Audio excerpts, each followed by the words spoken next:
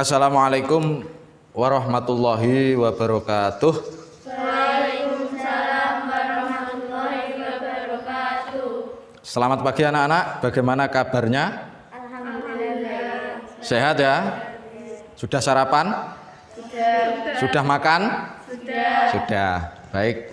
Sebelum kita mulai pelajaran pada pagi hari ini, marilah kita berdoa kepada Allah agar nanti ilmu yang kita peroleh membawa manfaat, membawa berkah, membawa maslahah untuk kehidupan kita. Berdoa mulai. Selesai. Baik anak-anakku, kelas 6. Kita absen dulu ya. Naila, mana Naila? Nah, Naila hadir. Hadir ya. Siapa nama kamu? Ini. Hadir. Yang tidak hadir siapa ini? Eva. Eva, siapa lagi? Yang tidak hadir? Indah.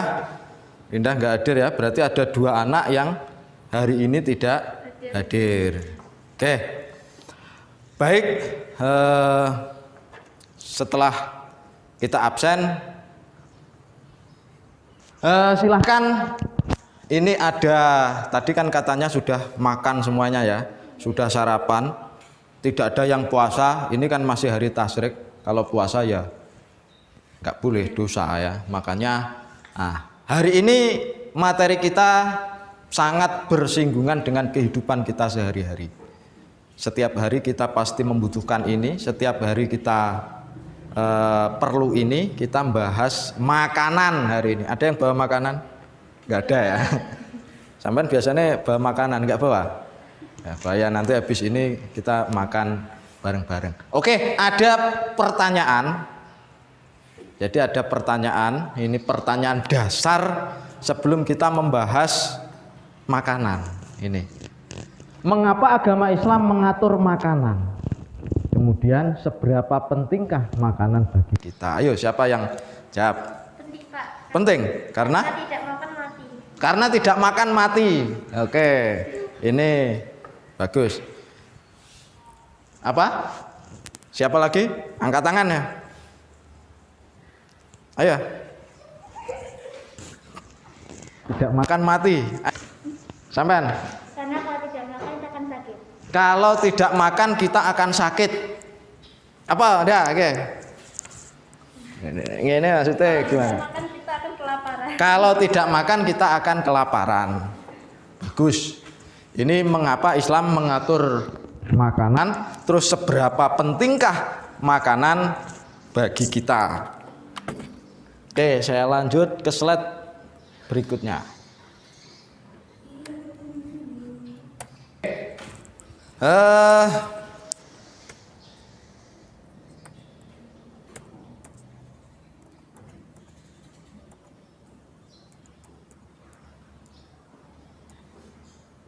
Ini mengapa Islam mengatur makanan?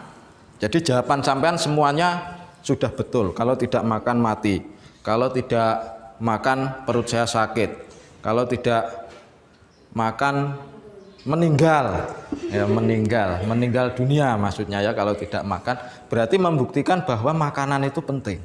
Lah, tapi belum terjawab mengapa Islam kok mengatur makanan, kok tidak mengatur sholat gitu. Siapa yang mau jawab? Kok makanan lah, kok ya sampai diatur dalam pelajaran fikih. Padahal kan kita tahu fikih itu ya pokoknya sholatnya bener, wudhunya bener, itu kan seperti itu. Ayo, siapa yang tahu? Angkat tangan. Bapak. Ya, Naila. Karena agama Islam saya makan. Karena gak apa, bagus ini. Ini bagus. Ini kan namanya kreatif. Ini kreatif. Jadi karena agama Islam itu sangat menyayangi manusia. Jadi sampai memang nilai kemanusiaannya sangat tinggi. Jadi memang betul itu 100. Islam itu memang mengatur manusia. Jadi agama Islam itu sangat mempedulikan manusia. Termasuk makanan saja sampai diatur itu sebenarnya adalah karena saking cintanya Allah melalui agama Islam itu kepada manusia. Karena makanan itu kan untuk manusia sendiri, untuk diri kita sendiri, bukan untuk jin, bukan untuk setan, bukan untuk Allah. Jadi Allah mengatur makanan, iki halal, iki haram, itu untuk diri manusia sendiri.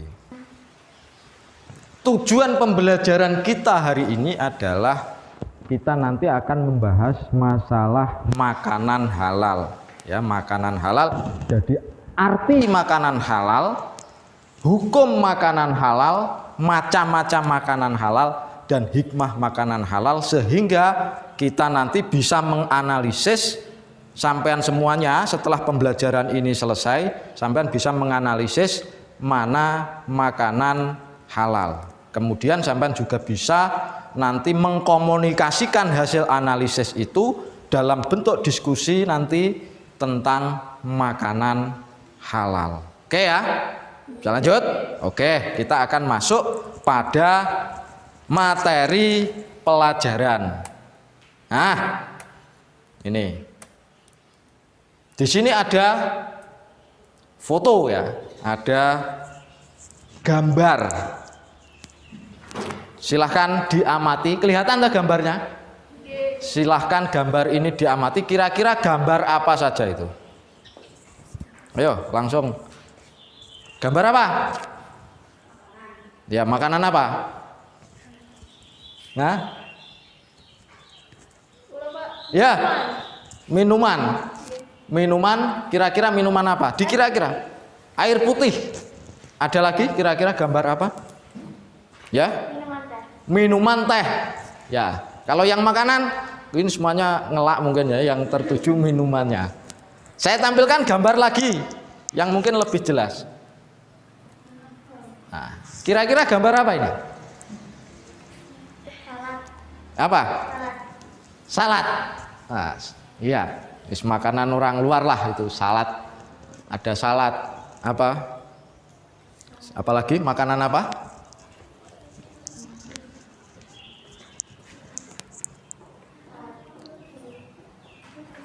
Sini. Makanan apa? Udang, Pak. Udang. Kira-kira halal apa haram ya udang itu? Halal. Halal. Apa lagi? Ada apa lagi? Daging. Ya. Jagung. Jagung itu kira-kira halal apa haram? Halal. Apa lagi? Daging. Daging. Kira-kira daging apa ya itu? Kalau daging babi itu halal apa haram? Haram. Oke. Ada apa lagi?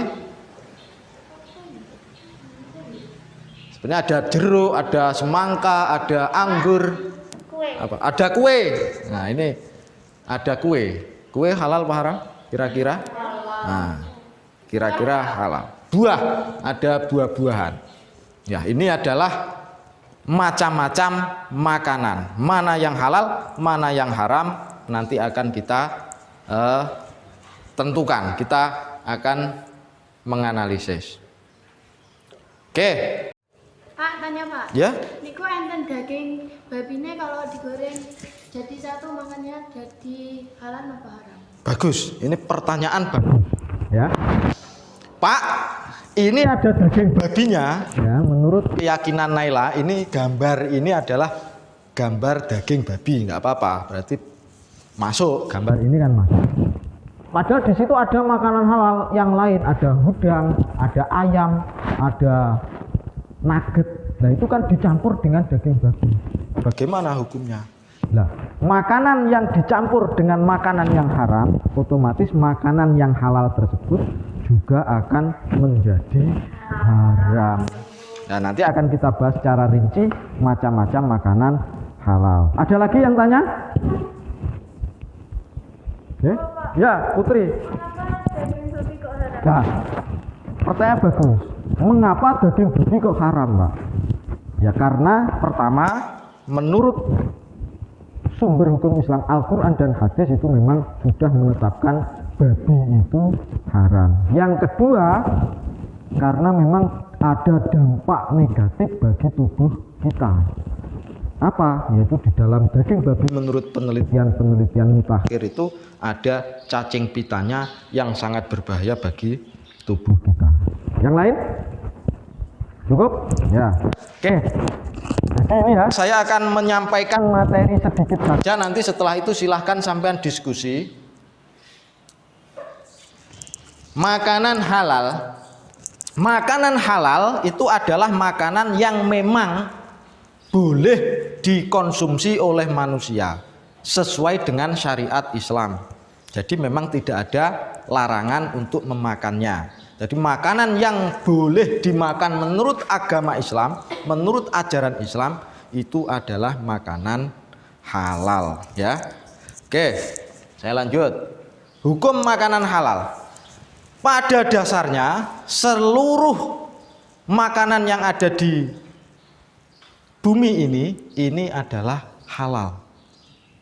Jadi semuanya, daun-daunan, tumbuh-tumbuhan, terus hewan, kecuali kalau ada sebab atau kalau ada ayat yang melarangnya baru haram. Ya. Oke, sekarang macam-macam makanan halal. Nah, ini macam-macam makanan halal ada 4. Yang pertama makanan halal menurut zatnya. Makanan halal menurut zatnya ini makanan yang memang dari bentuk jenis makanan itu memang halal, memang baik, memang sehat, memang untuk dimakan ya. Contohnya ya nasi, jagung, itu ya, sayur, itu kan semuanya jus, buah-buahan. Nah, itu halal menurut zatnya. Jadi jenis makanannya itu adalah makanan yang halal. Yang kedua, halal karena cara memperolehnya. Kalau zatnya itu bagus, halal, tapi cara memperolehnya haram, makanan juga akan berubah menjadi haram, ya. Akan menjadi haram. Contoh makanan hasil mencuri, makanan hasil korupsi dan seterusnya. Yang ketiga, cara memprosesnya. Nah, tadi yang seperti yang ditanyakan oleh Naila itu tadi ada campuran, Pak. Lah itu padahal ayam kan halal, Pak, juga disembelih, tapi dicampur dengan dimasak bareng daging babi misalnya. Ya, makanan tersebut otomatis akan menjadi haram karena cara memprosesnya. Yang terakhir, cara menyajikan, mengantarkan serta menyimpannya. Jadi bahkan cara menyajikan itu pun kalau makanan halal itu juga akan menjadi haram. Contohnya sampean makan nasi dari piring yang terbuat dari emas itu kan juga haram, nggak boleh. Jadi makan nasi dari wadah yang berupa emas itu haram. Oke, lanjut. Nah, membiasakan mengkonsumsi makanan halal. Jadi sampean setelah mengetahui jenis-jenis makanan halal tadi, sampean juga harus terbiasa mengkonsumsi. Caranya seperti apa, Pak? Yang pertama, membeli bahan makanan dari tempat yang terpercaya. Sampean nek tuku makanan itu harus dari tempat-tempat yang terpercaya, wis langganan. Apabila membeli daging, hendaknya membeli di tempat orang muslim. Wah, nanti jangan-jangan tidak disembelih dagingnya. Jadi hati-hati. Ini hati-hati sekali kalau membeli daging. Yang ketiga, mendapatkan makanan dengan cara yang baik. Yes, nggak boleh mencuri, nggak boleh korupsi, nggak boleh dengan berbohong, dengan riba dan seterusnya. Membeli makanan dengan uang yang diperoleh dengan cara yang benar. Dan yang terakhir, yang paling penting adalah selalu bersyukur. Ini ternyata menurut penelitian, orang yang suka makan makanan haram itu ternyata mereka kurang bersyukur.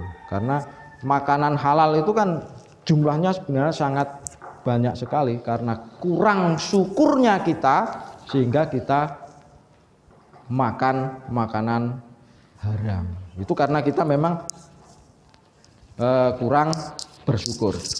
Nah, yang terakhir adalah hikmah mengkonsumsi makanan halal. Ini hikmah mengkonsumsi makanan halal, mendapatkan kesehatan hati dan jasmani. ya, mendapatkan kesehatan hati jasmani, maksudnya ya tubuh kita sehat. Di awal tadi saya sampaikan, di awal pembelajaran, makanan, Allah mengatur makanan itu adalah untuk manusia, bukan untuk Allah, bukan untuk tumbuhan, bukan untuk jin, malaikat, tetapi untuk manusia. Seperti tadi yang dikatakan oleh Naila, karena Allah sayang manusia. Ya, betul.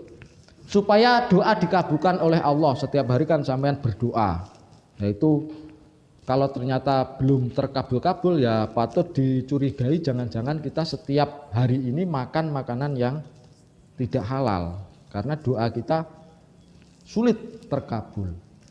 Dijauhkan dari siksa api neraka, ya pastilah ini. Kalau kita makan makanan halal, pasti kita akan dijauhkan dari siksa api neraka. Makanan yang halal menumbuhkan perbuatan yang baik, perilaku kita baik. Nek dikandani sama gurune itu manut biasanya. Nek dikongkon melayu ngidul yo ngidul, kongkon melayu ngalor ngalor. Dikandani misuh itu tidak baik, misuh itu ya penurut. Itu berarti menumbuhkan perbuatan yang baik. Tidak boleh menyontek, ya tidak menyontek dan seterusnya. Iya. Oke, itu materi kita. Kegiatan selanjutnya adalah kita akan diskusi. Saya bagi menjadi 3 kelompok. Jadi kelompok silahkan nanti dibagi sendiri ya kelompoknya. Nanti silahkan diskusikan. Kelompok 1 itu coba nanti mendiskusikan, mendiagnosa atau menganalisis makanan halal menurut zatnya. Jadi kelompok 1 nanti makanan halal menurut zatnya.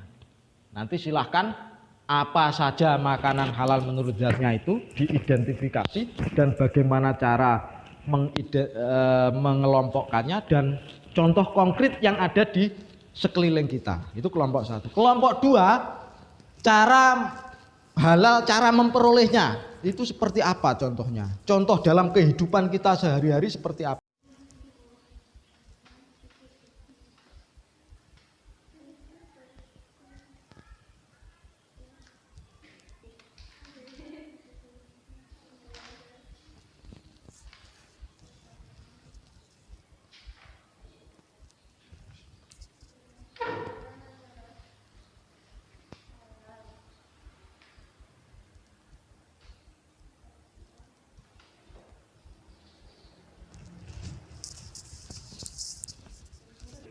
Ini ya, mana ya, ngacung kelompok 1. Baik,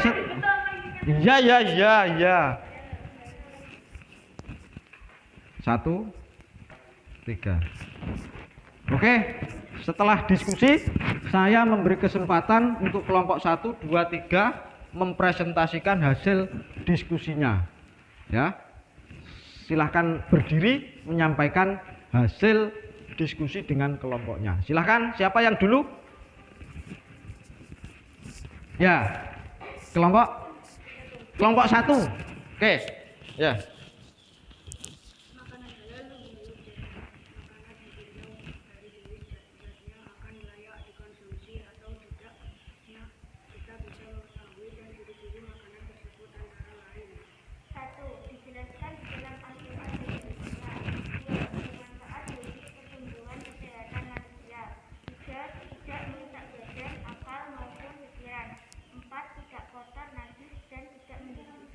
Oke, aplaus untuk kelompok 1 ya, bagus. Jadi sudah bisa memahami makanan halal menurut zatnya. Jadi tidak menjijikkan, tidak berbahaya dan seterusnya. Oke, kelompok selanjutnya, nggak usah urut, nggak apa-apa. Siapa? Oke, kelompok 2 ya. Oke.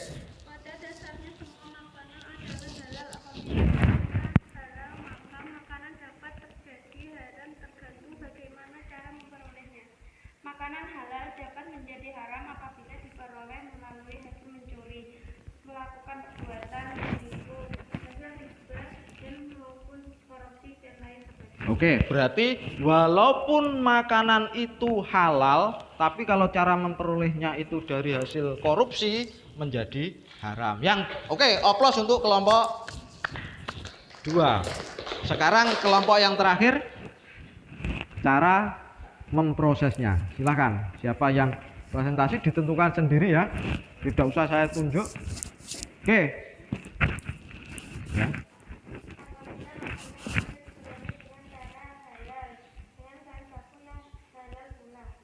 Oke, lanjut.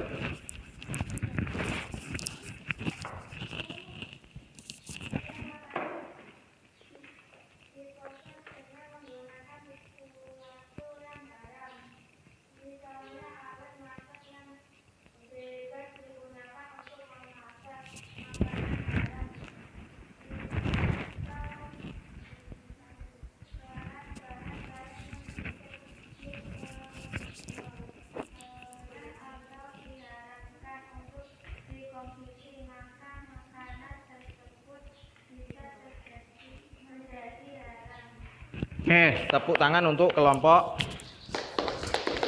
Oke, berikutnya sampean sudah presentasi bisa, sudah lancar-lancar semuanya. Dan sekarang silahkan e-learning Imtera itu dibuka, nanti akan saya pandu melalui aplikasi Imtera. Jadi nanti kita akan mengerjakan soal pilihan ganda, soal uraian, dan juga soal kepribadian atau soal sikap terkait, nanti ada beberapa yang akan dicentang. Saya lihat semuanya sudah masuk pada e-learning ya, hasil nilainya, dan sudah bisa dilihat di masing-masing akunnya masing-masing. Jadi nanti tadi ada yang nilainya 78, ada yang 90, ya luar biasa lah. Nanti akan kita perbaiki pada pertemuan berikutnya. Oke, saya anggap bahwa makanan halal itu sudah sampean pahami semuanya, baik itu dari pengertian makanan halal, macam-macam makanan halal, kemudian hukum makanan halal, dan cara memperoleh makanan halal. Saya pesan kepada sampean semuanya, jangan sampai berhenti untuk belajar dan membaca, dan membaca. Itulah karena dari membaca itu wawasan kita akan semakin luas. Kita tidak akan terpengaruh dengan hal-hal yang buruk kalau pengetahuan kita luas, terutama masalah makanan. Oke, saya tutup pertemuan pada pagi hari ini. Semoga ada manfaatnya, semoga ada hikmahnya. Billahil taufiq wal hidayah, waridho wal inayah. Assalamualaikum warahmatullahi wabarakatuh.